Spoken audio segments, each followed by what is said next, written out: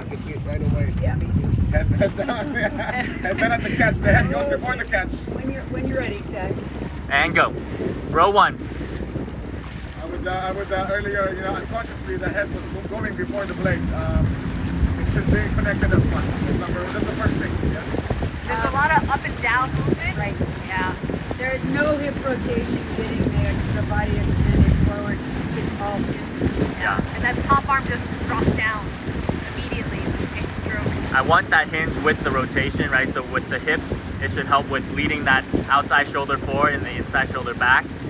Timing coming off as with the stroker on the left, on the right side. So needing to sync that up and make sure the angle's together. I think the stroke seat is important that the strokers get in and out at the same time. The outside arm, the hand's gotta go closer to the blade. Closer to the blade, yeah. I would say slide it down. And that is definitely a hook stroke. So she's actually pulling both Yep. elbows toward Towards herself it, yeah. at the end. Cool. I would try to match Jana. Jana's rhythm. It's very consistent rhythm. There you go. And two. Much better. Number two, bringing that outside elbow is really high, or outside Yeah. hand really high. Like that bend is gonna take its toll on you a minute into the race. And that top hand is coming towards the chest throughout the stroke, and that's not giving you much power, right? That's not giving you power. Bottom hand is trying to take the stroke. Top hand is just following instead of driving around the blade. It's the beach ball analogy. Right now, that beach ball is collapsing each time as opposed to keeping around in the stroke. And while that bench is not particularly conducive to your leg length, I think if we could if you can use that second peg, you can probably get more leg motion if you're willing to just push up underneath that seat. Yeah. I do see an attempt to get rotation in there. Right. The hips are trying to move, but Right. yeah, not enough. Next bend. Three. Shoulders down the back. I want you to slide your shoulders down your back and extend that torso, lift the chest. I like if you look at the body movement, the outside part of the body is rotating well into the stroke. The inside is not. Okay? So they both have to work together. Yeah. Right? You can be more patient in the catch. There's a lot of jabby motion like a on hook. the inside. Yeah. Right. Yeah. And then on the finish of the stroke, the top hand kind of stays low while the bottom hand is recovering. It's almost a feather, but the top hand is too passive. I want the top hand to come forward as well on the setup so that it doesn't come so low. Hey, it looks like a feather, you're right. But it's not really a feather, it's just dropping up the top hand, right? Yeah, it's dropping it inside. If we get to that inside leg to help with that rotation, a lot of this will go away. Yep. Hey, look, she made an adjustment though. Yeah. She heard us. Okay. Row four. Next. Choo-choo on the left elbow. Bending the biceps too much. Yeah, as opposed to rotating through and finishing the stroke with that derotation. Yeah, I don't see any rotation at all. Just mostly in. And a little bit of forward flaps. So potentially, without that rotation, where you're getting too long Yeah. with the stroke the way that it is right now.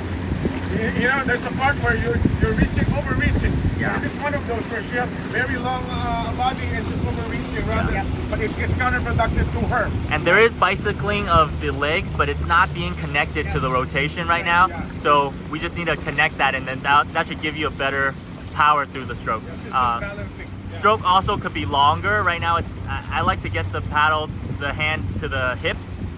Right now, it's probably like mid thigh and then Right, so exiting. shortening at the Yeah. back, because I think it's too long at the front. I Yep. think that's what it is. Yep. I Yep. think I want her to try a paddle that's a little bit longer actually Okay. as well. Next bench. 2, 4, 6. This is 5. Good swing forward. Like the swing. Like the swing a lot. I like the way that pressure of the outside arm stays positive through the connection. I'm a little concerned about the shrug to recovery. Yeah. About the top arm coming towards her body. a little. Top arm is coming, yep, towards the body a little bit. So not as exaggerated as 2 at first, but The others, yeah. you can still see it. Would like you to put more weight onto the catch by putting your body weight onto it. Right now, I think the body isn't quite forward enough to lean into the stroke. So on the dragon boat, we can put that weight on there a bit more. I like the way that the hips are Hips are powering. moving though, yeah. They're really moving and powering that rotation. Yeah. Next bench. This 6. 6. Good. I want her to push her inside arm forward more. It's very bent. There's a- elbow. And the outside arm on the exit is a bit of a pickup as opposed to pushing through the stroke and then exiting. I think that again, it's one of those where the body dictates the angle of the blade. So it's Yeah. the body is just hinging. I think it's just change that to rotation from the hip. It will Yeah. totally change the Yep. the catch and the exit.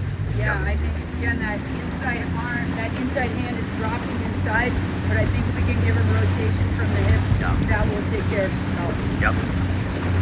Yep. In general, the body movement is there. Yeah. But a little disconnected. Yeah, okay. So, yeah. Body's there first, then the paddle comes in. Yep. Yep. Yeah. That's true. Yeah. Again, So- it's gonna take a toll on you about 3 or 4 minutes into it. That's Yeah. it. Last bench. Love the Yep. rotation though. She's forcing her bottom part of her body to rotate. Yep. Just to begin with, that's already good. Yes. On its own, yeah? It really But the is. top hand is a little different. We need to fix that top arm a little bit more. Yes. It can be more aggressive if both arms are straighter. I think then you can connect and transfer more body weight onto the stroke. Right now, both arms are bent as you take the stroke, which you have to be strong and keep it rigid to actually transfer power. Versus if it's straight, you automatically then transfer that weight. So it feels like you're using your arms to paddle. Yeah. Where I'd like to see you use your body, which is stronger. Yeah. And your body is moving already. Yeah, that's Right, what so- I'm saying. If you just- just connect that with the body movement, Yep. it's perfect. Yep. It's very efficient. Let's have a look at her paddles. Length. Lengthwise. Yeah, it's a little short. Let her run!